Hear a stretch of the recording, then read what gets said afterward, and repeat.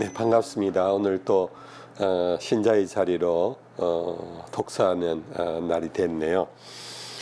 오늘은 역시 참 재미있는 주제를 가지고 C.S. 루이스가 풀어가고 있습니다. 아직 사랑하지 않는데도 사랑하듯 행동하면 위선인가? 여러분들 어떻게 생각하세요? 사랑하지 않는데 아직 사랑하듯 행동하면 위선인가? 지금까지 여러분들의 이 질문의 답과 오늘 C.S. 루이스의 글을 읽으면서 여러분들의 답이 같은지 틀리는지, 또 여러분들의 생각이 바뀌어서 C.S. 루이스의 글에 공감을 하는지 우리 한번 스스로 한번 테스트해 보십시다.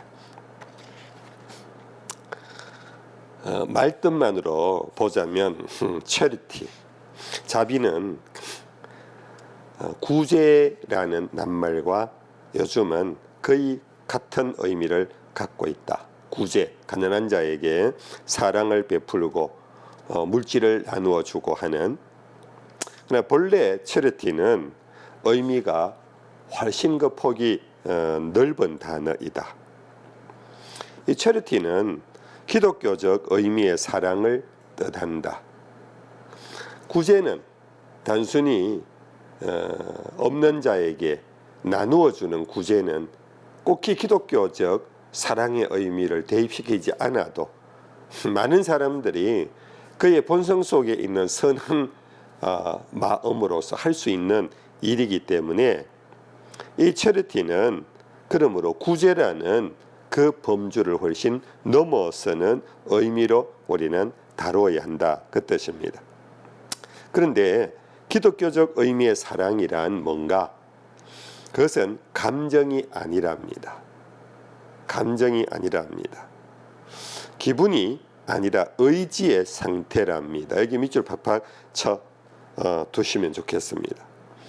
누구나 본인을 향해서는 그런 의지가 본능적으로 있으나 타인을 대할 때는 이를 학습해야 한다. 그런데 사랑이라는 것은 자기 자신에 대한 사랑은 본능적으로 있는 거예요.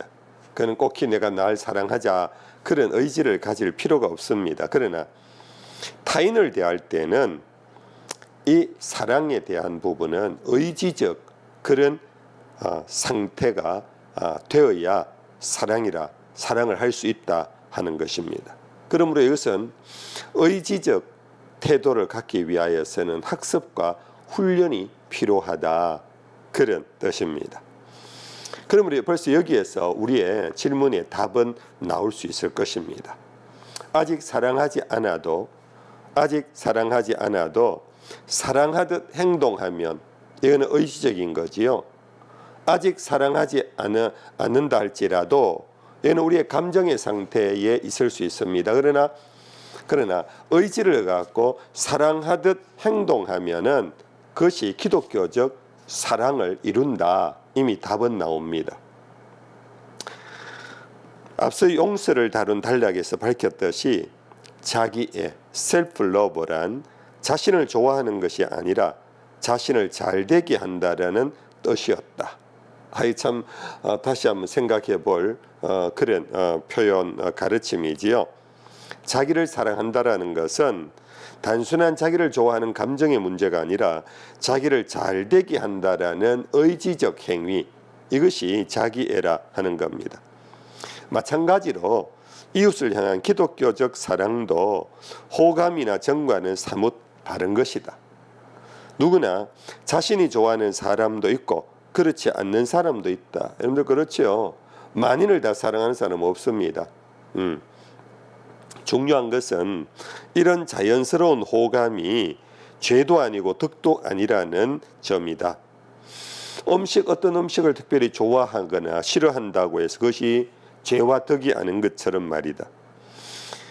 거기까지는 호감이란 어디까지나 그냥 사실일 뿐이다. 팩트라는 거지요. 그러나 물론 호감을 어떻게 처리하느냐에 따라 죄도 되고 덕도 된다. 이 호감을 어떻게 처리하느냐, 이 의지의 문제거든요. 예를 들어서 나는 짜장면을 좋아하고 짬뽕을 싫어한다. 이 좋아함과 싫어함이 이거는 선과 악의 문제가 아닙니다. 그러나 내가 싫어하는 짜장면은 좋아해서 먹어도 싫어하는 짬뽕을 먹지도 않은 채 그것을 쓰레기통에 버린다.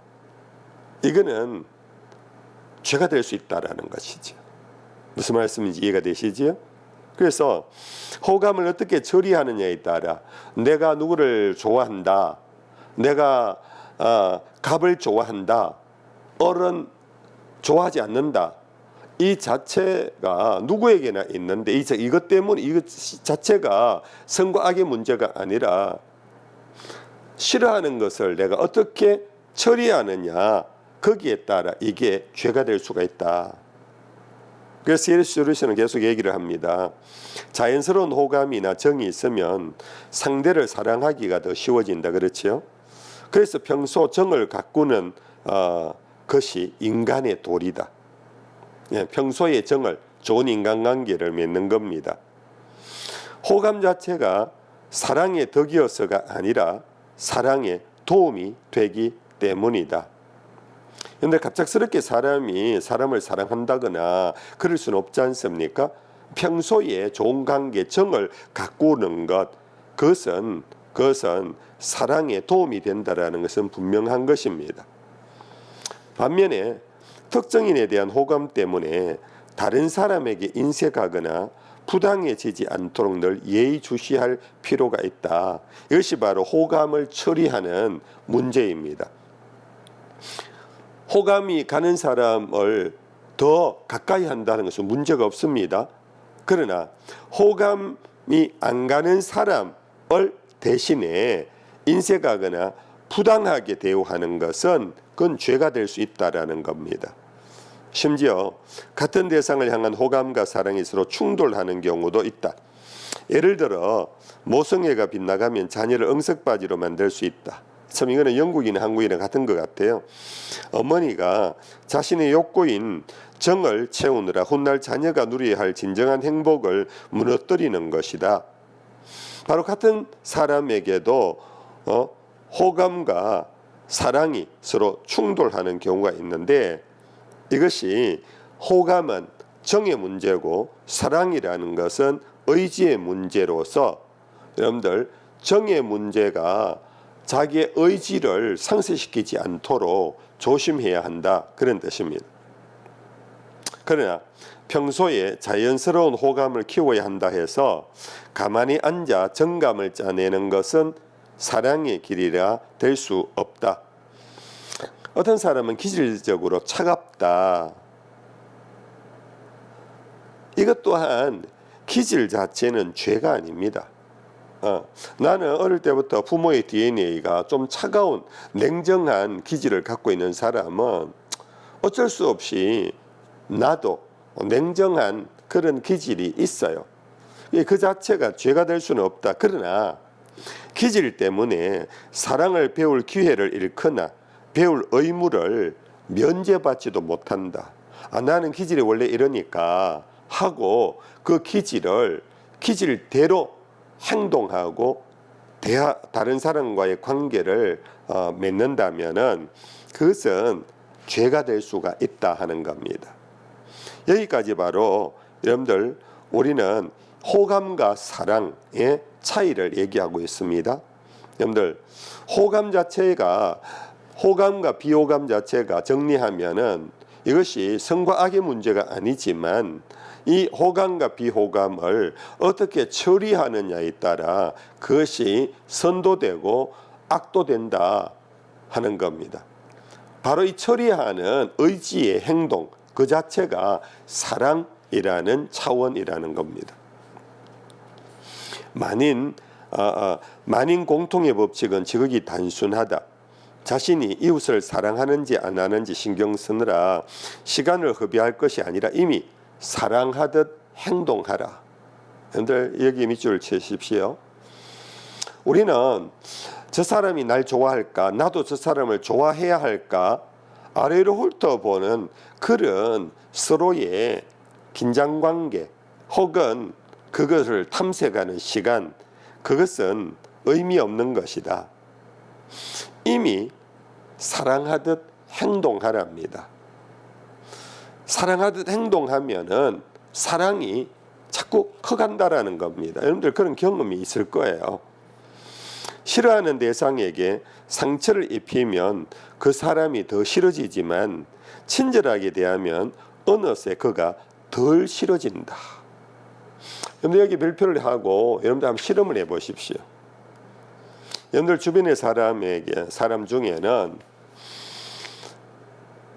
사랑도 하지 않지만은 관심 없는 사람에게는 사랑하듯 행동하고, 싫어하는 대상이 있다. 난 저 사람 정말 내하고 안 맞다 하는 그런 대상이 있다면은 그 사람에게 의지적으로 친절을 베풀어 보십시오. 그러면은 어느새 그가 덜 싫어진다. 뿐 아니라 그 사람 또한 나에 대한 생각이 바뀌어집니다. 내가 그 사람을 싫어하면 눈치가 있어요. 상대가 날 별로 안 좋아하는구나. 그럼 그 사람도 냉담하게 나를 대할 수 있어요. 이럴 때 우리는 그것으로 끝내지 말고, 나는 싫어하는 사람 딱 싫어, 어쩔 수 없어, 그러면 그리스도인의 사랑에 길을 가지 못한다는 겁니다. 싫어하는 대상도 여러분들 사랑하기까지는 안 해도 친절을 베풀어 보라는 겁니다. 무엇을 도와드릴까요? 요즘 어떤 힘든 일이 있으신가요? 이리 와서 함께 앉으세요. 그와 같이 말을 붙이고 친절한 행동을 하면은 어느새 내 마음이, 그를 싫어하는 마음이 점차 줄어들고 상대에게도 나에 대한 경계심이 풀어지면서 상대 또한 나를 좋아하게 되는 그런 관계로 변화가 일어난다. 굉장히 현실적인 지금 교훈입니다. 물론 예외 하나가 있다. 친절을 베풀 때 하나님을 기쁘시게 하고 사랑의 법에 순종해서가 아니라 자신이 얼마나 훌륭하고 너그러운 사람인지를 보여서 상대에게 부채감을 준 다음 태연히 그의 감사를 기다린다면 반드시 실망할 거예요. 여러분들 이거 정말로 C.S. 루이스의 글이요, 오늘 우리들의 참 일상에서 일어나는 인간관계의 어떤 모습 아닙니까? 하나님을 기쁘시게 하고 하나님의 말씀 사랑을 하라는 법에 순종하기 위해서가 아니고, 내가 그 사람에게 친절을 대하고 혹은 너그럽게 대하면 상대가 이걸 알아먹어야 한다. 그러면서 상대가 부채감을 갖도록 한다라는 겁니다. 그래서 상대가 내가 얼마나 당신에게 잘하는지를, 그 부채감을 갖고 나에게 감사해야 한다라는 것을 기대하면은 실망한다. 왜냐? 사람은 알아요. 아이도 알아요. 사람은요, 냄새를 맡을 줄 알잖아요. 사랑에도 냄새가 있거든요. 여러분들 무슨 말씀인지 이해가 되시나요? 사랑에도 냄새가 있어요. 여러분들 이것을 부채로 나에게 내가 너그럽게 대하고 내가 이렇게 했는데, 내가 선물을 줬는데, 내가 웃어줬는데, 내가 당신에게 선을 계속 쌓아간다, 당신 내인데 내가 한 것처럼 해야 된다라고 기대하고 있는 그 냄새가 나는 거예요. 그러면 그 사람, 내가 베푸는 호의와 친절, 그런 거 안 그리 무시하게 돼요. 여러분 거꾸로도 생각해 보십시오. 남이 나에게 그런 부채감을 주면서 계속 나에게 친절을 베풀면 여러분들 그거 다 부담스럽잖아요. 싫어지잖아요. 우리는 그런 부분에서 적지 않게 우리는 많은 오류를 범해요. 그러나 상대방이 하나님께 지원받은 인간이란 이유만으로 상대에게 선을 행하며 자신의 행복을 바라되 그의 행복을 바라면 그때마다 상대를 좀 더 사랑하게 된다. 아니면 적어도 덜 싫어하게 된다. 오늘 짧은 글이지만 여러분들 정말 박스를 팍팍 이렇게 쳐가지고 여러분들 다시 한번 읽고 할 만한 것들이 참 많습니다. 우리는 내 이웃에 대하여 그도 하나님의 형상으로 지음받은 인간, 그 하나만의 이유로 내가 행복하기를 원하듯 그 사람도 행복하기를 바라는 마음에서 여러분들 대하면요, 그때마다 상대가 더 사랑이 가요. 좋아할 만한 호감은 그에게 없다 할지라도 더 사랑해요. 더 사랑해요. 여러분들 어린아이를 바라보면서 어린아이 앙앙 울고 귀찮게 하고 어지럽히고요, 나에게 전혀 호감이 오지 않습니다.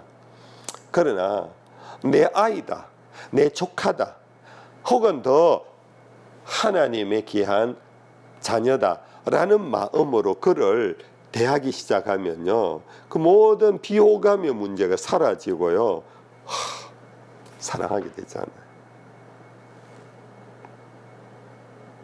그래서 기독교적 사랑은 비록 머릿속이 감상으로 가득한 이들에게는 아주 차갑게 들리고 또 정과도 사뭇 다르지만 그래도 정으로 이어진다. 여러분들, 기독교 사랑은 정과는 달라요. 호감과 달라요. 그러나 호감이 없더라도 정이 가지 않더라도 정으로 이어진다. 이 말 밑줄 치세요. 이게 바로 의지적인 겁니다. 의지적인 걸로 내가 내 스스로 아직은 사랑하지 않지만은 사랑하듯 대하는 이 의지적 행동을 하게 되면은 근데 정이 새록새록 솟아나요. 정을 무시하지 않아야 돼요. 정이 나에게 생겨요. 그것이 사랑의 길로 연결되어진다는 겁니다. 그리스도인과 세상 사람의 차이는 세상 사람에게는 정이나 호감만 있으면 돼요. 그러나 그리스도인에게는 사랑만 있는 것이 아니라 세상 사람이 특정인을 친절하게 대하는 이유는 그를 좋아하기 때문이라면, 그러나 누구에게나 힘써 친절을 베푸는 그리스도인들은 갈수록 더 많은 사람이 좋아지게 될 것이다. 그런데 이 부분 다시 읽어 보십시오. 세상 사람들과 우리의 차이는, 세상 사람들은 정이나 호감만 있으면 사랑한다라고 생각해요. 사랑한다라고 말도 해요. 그러나 정과 호감이 끝나면 그 사랑은 확 끝나버려요. 그런데 우리는 호감과 정이 아니라 사랑한다라 이 그리스도인의 사랑이지만, 그러나 여러분들 힘써 친절을 베풀면은 갈수록 더 많은 사람이 좋아진다. 그래서 그리스도인들은 사랑에 정과 호감이 플러스 알파가 된다. 그것이 바로 우리 그리스도인의 사랑이라 하는 겁니다. 이 영적 법칙은 안타깝게도 역방향으로도 작용한다. 독일인은 아마 처음에는 유태인이 미워서 학대했겠지만 나중에는 학대했기 때문에 훨씬 더 미워했다. 그렇죠, 여러분들. 이 말 정말 우리가 늘 주의해야 합니다. 저 사람 정말 미워 죽겠어. 나는 저런 사람하고 도저히 나는 같이 할 수 없어. 정말 말 섞기 싫어. 이게 자연스러운 학대잖아요. 그런데 이 학대 행위가 지속되면 지속될수록 내 마음에 미움이 역방향으로 훨씬 더 커져가요.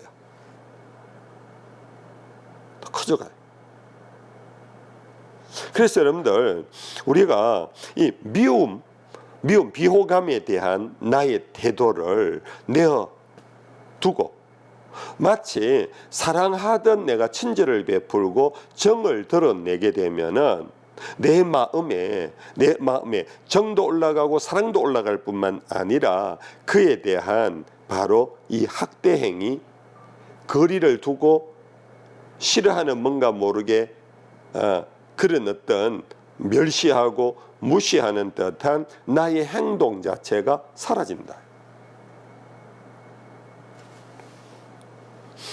선과 악은 둘 다 복리로 불어난다. 당신과 내가 날마다 내리는 작은 결정이 한없이 중요하다. 오늘의 소소한 선행으로 적의 전략적 거점을 점령해 거기서 당신은 몇 달 후면 여태 꿈꾸지 못했던 승리를 향해 진격할 수 있다. 소소한 일에 여러분들이 친절을 베풀어 보십시오. 소소한 일에 나에게 호감은 주지 않지만 그래도 내가 사랑하듯 대해 보십시오. 그것이 몇 달 뒤에는 꿈꾸지 못했던 그 사람이 나의 친구가 될 수가 있어요. 나도 그 사람을 뜻밖의 좋아하게 돼요.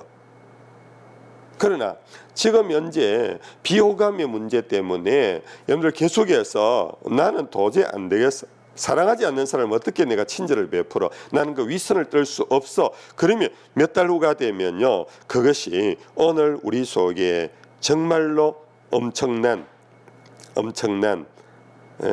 그런 악의 역사가 일어난다. 바로 그래서 반면에 오늘 사소해 보이는 정욕이나 분노에 빠지면 능선이나 철도나 교두보를 잃어 거기서 적이 다른 수로는 불가능했을 공격을 개시할 수 있다. 내가 소소한 부분에서 놓쳐요. 소소한 부분을 무시해요. 마음에 안 드는데 뭐 말하기 싫은데 뭐 이렇게 넘어가면 그것이 사이고 사여서 나중에는요 그 상대가 나에 대해서요 능선을 더 이상 넘어올 수 없는 교두보를 잃어버리고 우리 둘 관계는 완전히 끊어진 채 마치 원수가 되듯이 되어버린다. 이것을 해결할 길은 엄청난 에너지가 들어요. 엄청난 여러분들 시간이 들고 엄청난 자존심을 내려놓아야지만 해결 치유가 가능한데 그것도 가능한지는 두고 봐야 되고요.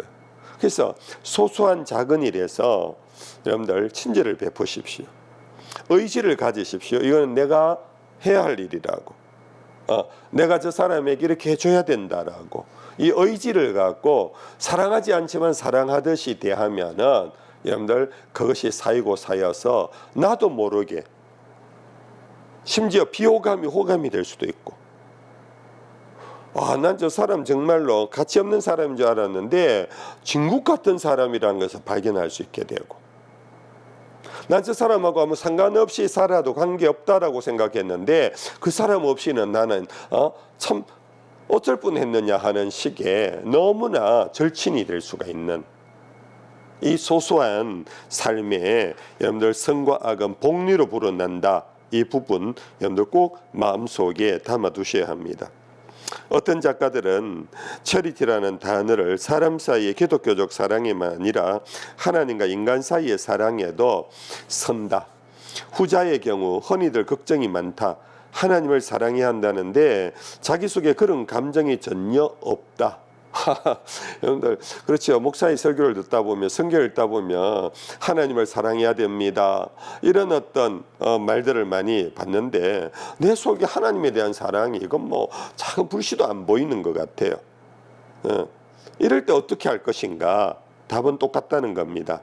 가만히 앉아서 느낌을 짜내려 하지 말고 느낌이 올 때까지 기다리지 말고 이미 사랑하듯 행동해라. 참, 여러분들 이 C.S. 루이스는 인간을 너무 잘 알고요. 이 영적 세계를 정말 꿰뚫어 보는 것 같아요. 인간관계뿐만 아니라 하나님과의 관계에 있어서도 사실 우리가 영적인 영이신 하나님을 사랑한다라는 것, 보이지 않는 하나님을 사랑한다는 게 참 불가능해요. 어려워요. 그런데 내가 사랑하듯 사랑을 표현하고 그렇게 고백하고 그분을 위하여 사랑의 행동을 하다 보면 나는 어느덧 내 안에 하나님에 대한 사랑으로 가득 차게 된다라는.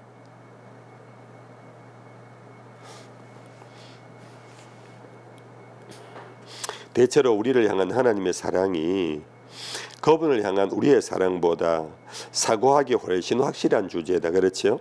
아무도 경건한 감정을 항시 품을 수는 없으며 설렁거릴 수 있다 해도 하나님의 주요 관심사는 우리 감정이 아니다. 오늘 또 눈물을 줄 흘리면서 정말 하고 여러분들 수도사처럼 그렇게 하나님 십자가만 봐도 하나님 예수님 이름만 생각해도 가슴이 뜨거워지는 그런 사람은 정말로 많지 않습니다. 많지 않습니다. 이러한 모습을 보고 하나님이 감동하지는 않습니다. 하나님이 주요 관심사는 우리의 감정이 아니라 하나님이든 사람이든 그 대상이 기독교적 사랑은 의지의 문제다. 힘써 그분의 뜻을 행한다면 우리는 주너희 하나님을 사랑하라 하신 계명에 순종하는 것이다. 밑으로 내려갑니다. 우리의 감정이 있다가도 없어지지만 우리를 향한 그분의 사랑은 그렇지 않다. 그분의 사랑은 우리가 저지르는 죄나 우리의 냉담함에도 지칠 줄 모르며 그래서 우리나 그분 자신께 어떤 대가가 따르더라도 죄를 반드시 퇴치하시려는 뜻도 절대 변함이 없으시다. 그런데 이 마지막 부분에 있어서 정말 새로운 또 메시지와 연결되는 것 같아요. 우리가 의지를 갖고 이웃을 사랑하고 하나님을 사랑하는 이것의 근원은 하나님이 의지를 갖고 우리를 사랑하세요. 우리가 죄인 되었을 때, 우리가 경건치 않을 때에 우리를 위하여 예수 그리스도를 십자가에 죽이신 하나님은 바로 감정으로 사랑한 게 아니에요. 우리에게 호감이 사랑한 게 아니에요. 아직 우리가 죄인인데요. 아직 우리가 경건치 않은데요. 하나님 우리를 사랑하시는 의지를 갖고 우리에게 끝까지 놓치지 아니하시는 하나님의 그 사랑의 줄로 우리에게 다가오시는데 그것은 지칠 줄 모르는 그런 하나님의 사랑의 의지. 이 사랑은 또한 어떠한 대가가 따르더라도 우리가 우리 죄를 반드시 퇴치하고 하나님께로 메타노이아 돌아서서 주님의 사랑을 받아들이고 주님을 사랑하는 당신의 자녀로 만들어지기까지 이 하나님의 의지는 변함이 없으시다. 변함이 없으시다. 사랑하는 성도 여러분들, 오늘 우리는 하나님 앞에 너무나 부끄러운 죄인들 아닙니까? 이런 죄인이 어찌 하나님을 사랑할 수 있겠느냐라는 생각 같잖아요. 근데 설교나 성경을 읽다 보면 주 너희 하나님을 사랑하라. 이건 영적 열등감이 더 빠지고 자괴감이 더 빠집니다. 그러나 여러분들, 우리는 하나님을 작은 일에서부터 사랑하려고 하는 의지가 곧 순종하는 겁니다. 순종하는 것.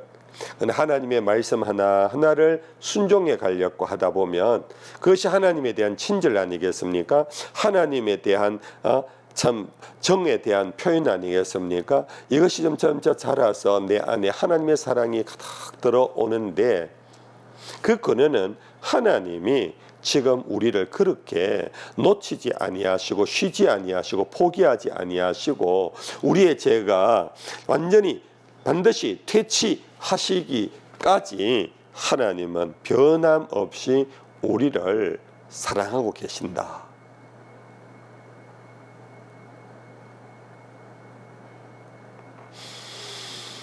여러분들, 이러한 사랑이 바로 성경의 사랑입니다. 하나님 우리를 사랑하시고 우리가 하나님을 사랑하는, 우리가 우리의 이웃에 대하여 지금은 사랑하지 않지만 사랑하는 뜻이 살아가다 보면 우리 속에 그를 향한 정도 일어나고 호감도 일어나고 사랑의 열매를 맺을 수 있는, 그래서 여러분들, 사랑은 포기해서는 안 됩니다. 내가 지금 감정이 툭 떨어졌다고 해서, 내 감정은 완전히 차가워졌다고 해서, 내 감정이 틀려졌다고 해서, 여러분들, 감정은요 조석지변으로 바뀌어요. 여러분들, 그 변하는 감정에 우리의 사랑을 포기하지 말고 주님의 말씀에 순종하면 됩니다. 사랑하듯 행동합시다. 그러면 반드시 언젠가는 그 미움과 정오와 시기와 다툼이 퇴치되고 사랑의 승리자가 되어질 것입니다. 오늘도 여러분들, 또 다음 한 주간도 이 사랑의 의지적 행동으로 행복한 여러분들 되시기를 축복합니다. 샬롬 샬롬. 감사합니다.